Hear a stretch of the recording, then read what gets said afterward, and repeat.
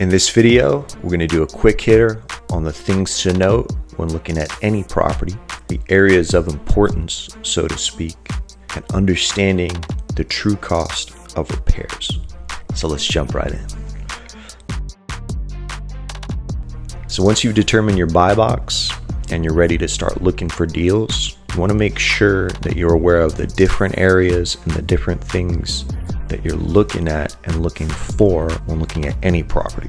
The buy box is just the starting point of narrowing down the type of properties you're looking to get. These areas here are what you want to look at specifically when looking at a given property to determine what your potential costs are, which will ultimately determine the true value of the home.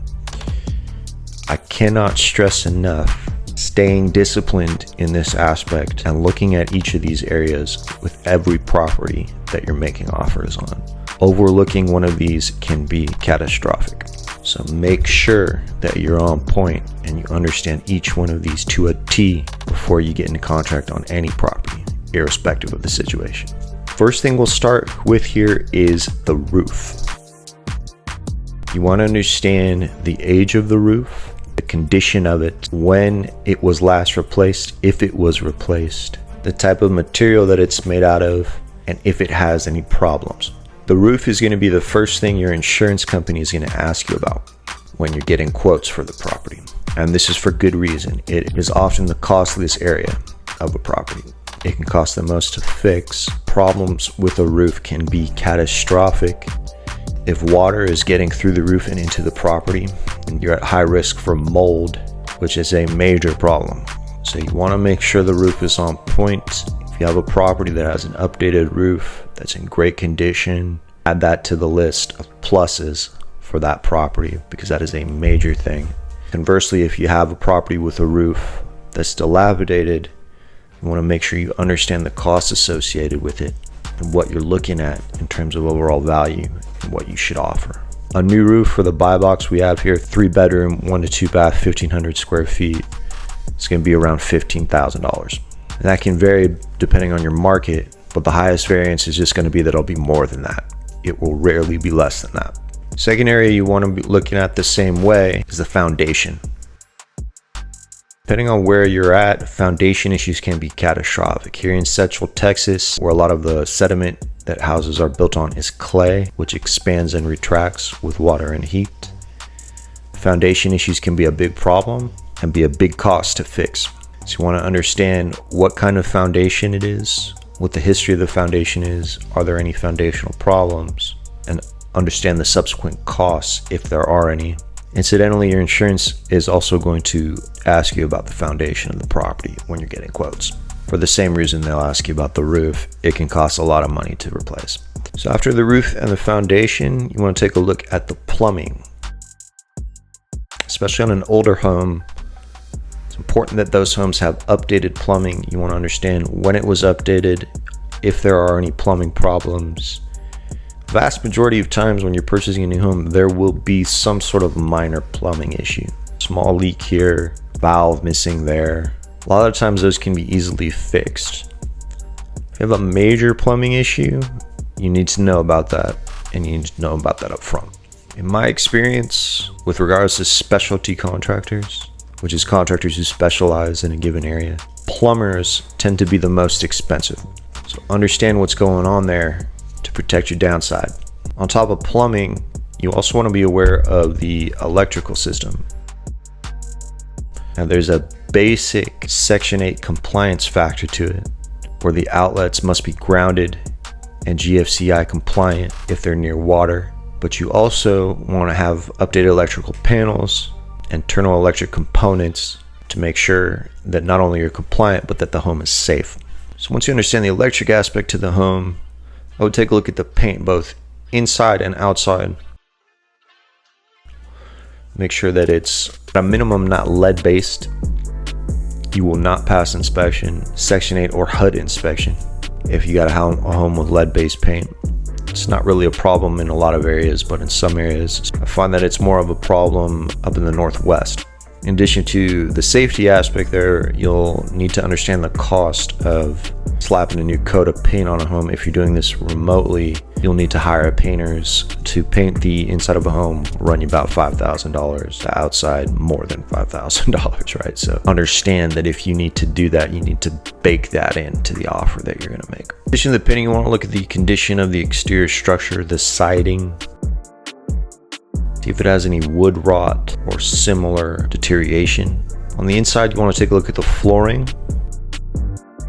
Not only does this have an appeal factor, it has a cost associated with it too.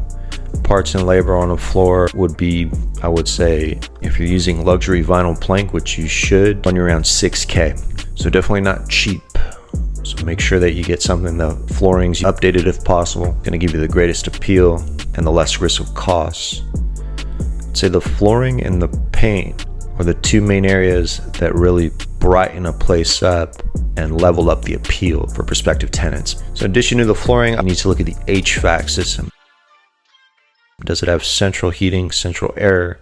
Does it have window units? In the South, it's very common for window units to be used. It's important that those window units are working and are secure. In order to pass Section 8 inspection, you must have heat. It isn't required that you have AC, but if you are buying properties in an area that gets hot and you don't have AC, no one will want to live there. Central AC is something that will be more appealing. It will also give you more options for insurance. In a lot of places, insurers will not insure homes that use window units for whatever reason. I don't know why they won't. So if you have central AC, it gives you better options insurance-wise, has more appeal. The cost of putting in a new central AC system is going to run around $10K.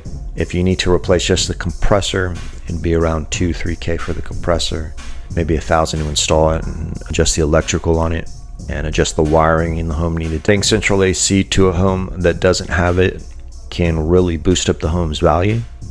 So even though $10K is a hefty bill, a lot of times it still makes sense. We'll cover that more when we cover how to acquire homes without using any of your own money. But at minimum, when you're looking at a property, for now, you need to be aware of what the situation is. Central AC, does it work? Central heating, does it work? Window units, do they work? Are they secure? You need to understand that so you're understanding the associated costs and you can build that into whatever offer you're making. You don't want to get into a property and find out later that it doesn't have any AC when you should have just checked that in the beginning. Next, we'll talk about the obvious ones. Does it have a fridge? Does it have a stove? Microwave? What are the appliances? Washer, dryer?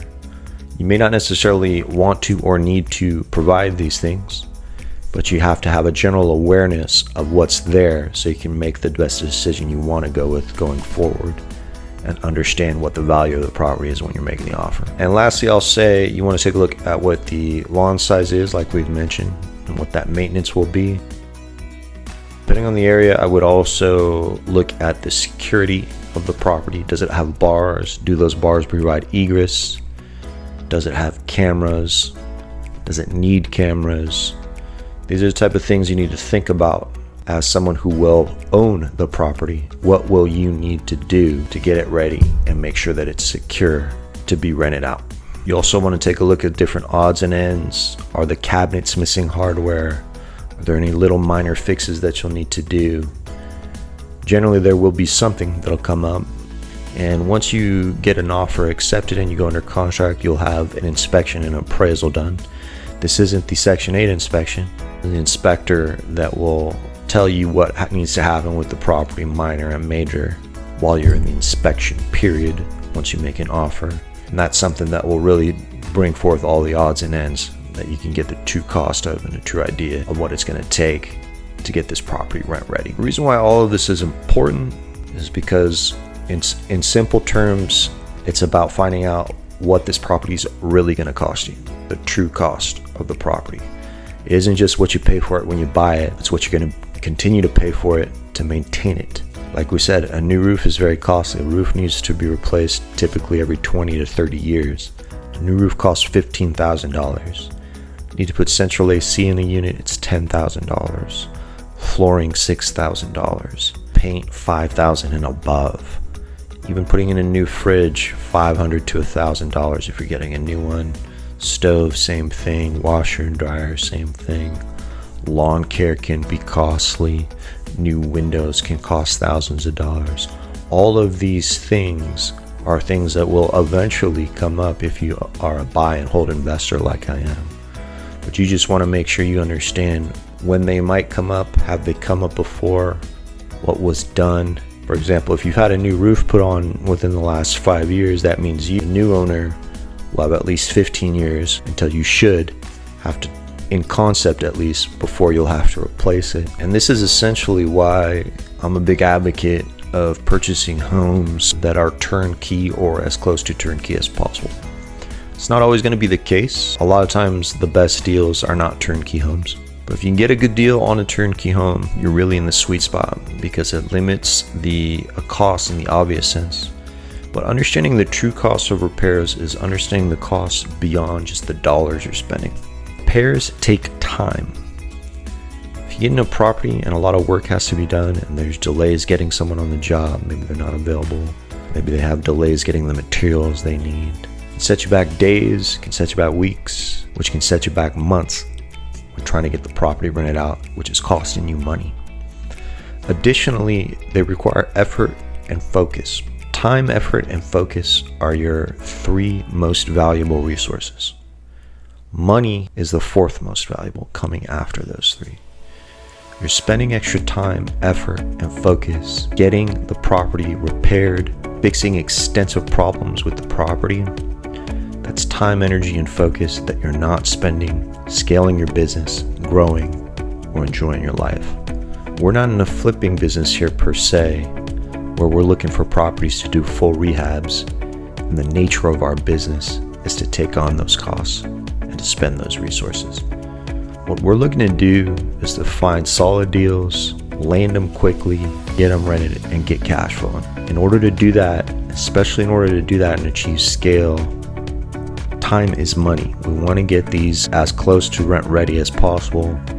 Getting properties where these areas are already taken care of is the best way to do that.